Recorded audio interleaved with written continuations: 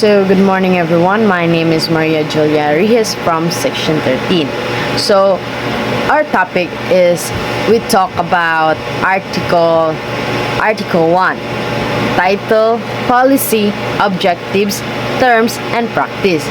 So, in the Section 1, title. So, title, what is title?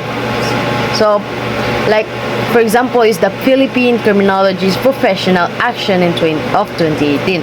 So, this part tell us the official name of law, which is the Philippine Criminology's Professional Act of 2018. It means that this law is made especially to regulate and strengthen the criminology profession in the Philippines. So, Section 2, Statement of Policy. This section example explains that the purpose of intention of law. It says that the state, the government, recognize that criminology is important for national security and public safety.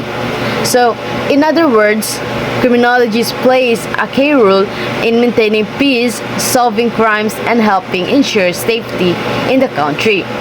So, in short of that statement is the law aims to support, protect, and professionalize criminologists because their works is vital for the security and peace of the nations.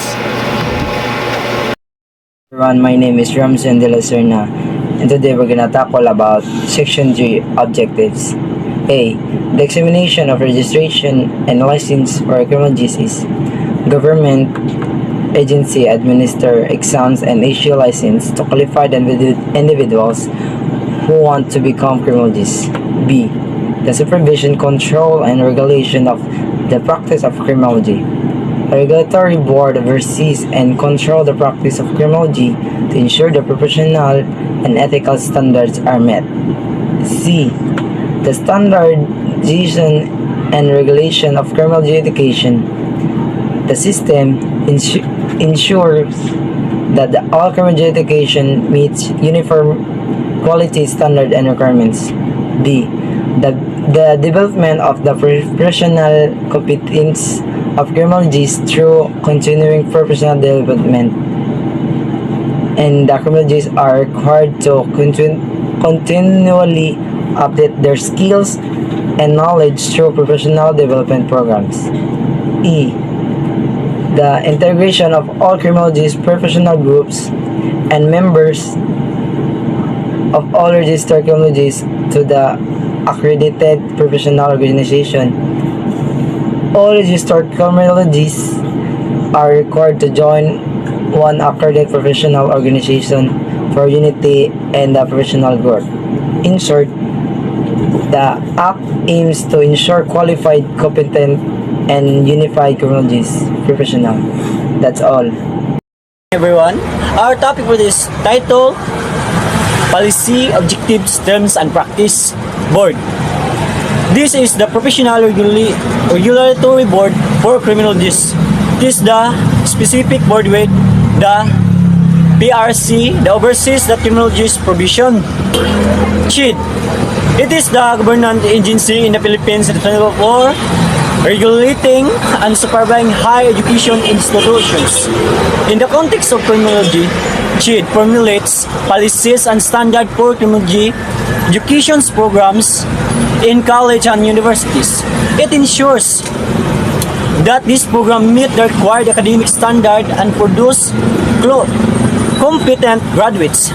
CHID authority is derived from the Public Act No. 7722, also known as the Higher Education Act of 1994. The Criminologist Technical Panel assists CHID is the Royal Commission. This refers to the Professional Regulation Commission, PRCC. The PRCC is the governance agency that regulates and supervises various officials in the Philippines, including criminology.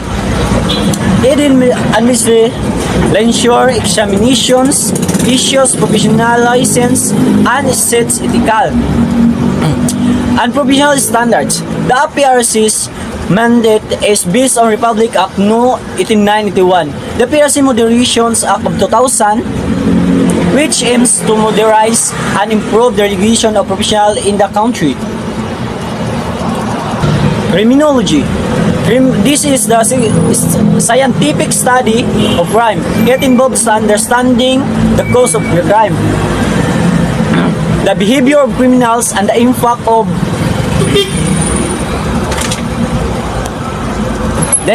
crime victims and society. Criminology also focuses on developing the strategies for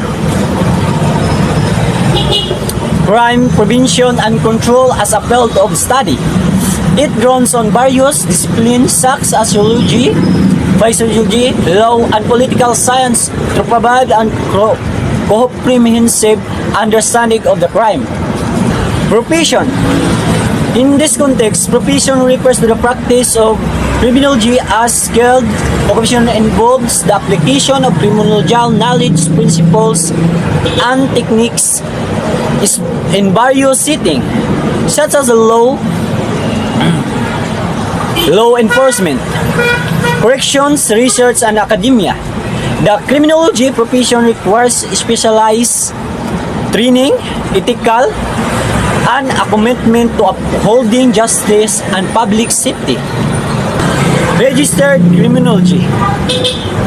This refers to individual who has met the qualification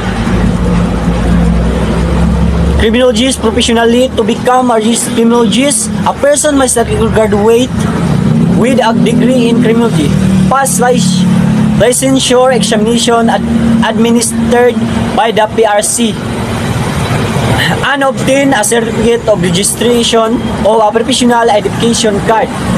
Registration ensures the only qualified individuals are allowed to practice criminology and protect the public and qualified party. Good day everyone. I am going to discuss Section 3, Scope of the Practice of Criminology. This section explains where and how criminology can be practiced or applied in real life. It shows that being a criminologist is not only about studying crimes but also about working in different areas that help maintain peace and order in society. In letter A said, in line with the practice of profession or occupation, it means that a criminologist can work in different jobs related to law enforcement. So they can serve as administrators, investigators, or officers in both government and private agencies. It also includes agencies like PNP, NBI, PDEA, and BFP, which play an important role in maintaining peace, solving crimes, and enforcing the law. In short, this tells us that criminologists can apply what they can learn by working in real life. Jobs that protect people and help keep the community safe and peaceful. At letter B, this means that criminologists can also teach in schools or universities as professors or instructors of criminology subjects. They can teach topics that like crime, investigation, law enforcement, correctional administration, and criminal law. It shows that criminologists can also share their knowledge through teaching and help future criminologists learn more about crime prevention, law, and justice. Thank you for watching, and I hope you learned something about Section 3, Scope of the Practice of Criminology. And this is the BFP, the Bureau of Jail Management and Penology. BJMP, the Provincial Jail, the Bureau of Corrections. BUCOR, the Probation and Parole Administration. PPA, the Bureau of Internal Revenue. BIR, the Bureau of Customs. BOC, the Bangko Sentral ng Pilipinas. BSP, other government and private banks. The Philippine Postal Cooperation, PPC, and the Sea and Air Marshals. The VIP Security, Airport and Seaport Police, the National Intelligence Coordinating Agency, NIC, NICA, the Intelligence and Service of the Armed Forces of the Philippines, ISAFP, and other intelligence service or agencies of the government exercising similar functions. B. In line with the practice of teaching profession such as those performed by a professor, instructor, or teacher in any university, college, or school duty recognized by the government of any of the following professional and component subjects of the criminology program. Number 1, criminal jurisprudence and procedure. Number 2, criminalistics. 3, law enforcement administration. Number 4, crime detection and investigation. Number 5, correctional administration. And 6, criminal sociology and ethics and other technical and specialized subjects in the criminology curriculum provided by the CHEAD. Thank you. So C. A criminologist can work as technicians or specialists in different areas of scientific crime investigations, like dactyloscopy, fingerprints examinations, like kanang sa mga fingerprints, anana. So next is question documents, analyzing handwriting signatures of fake documents, like kanang sa uban kay kanang muhatag gani silang mga fake nga documents nya. Question documents, analyzing handwriting signatures or fake documents. So next is DNA analysis. So using DNA is identifying people or solve crimes. Lie detections, using polygraph tests. So firearms identifications, so studying guns and bullets used in crimes. Yeah, next is forensic photography, taking pictures of crime science as evidence. So mo na siya ang kanang mga ebidensya nga makita nimo kana like na mga buhaton nga crime. So next is forensic chemistry, examining substances like drugs or poisons. That means is criminologists can help in crime detection using science and technology. So next is D. D is a criminologist can also work corrections and rehabilitation, such as being an administration, supervisor, or officer in jails, prison, or rehabilitation center. Working in community-based correlations, like probations or parole programs. This means like criminologists help manage and rehabilitation offenders and ensure the correlations system runs properly. So next is letter E. Letter E is a criminologist can serve as a counselor, consultant, advisor, or researcher for government or private agencies.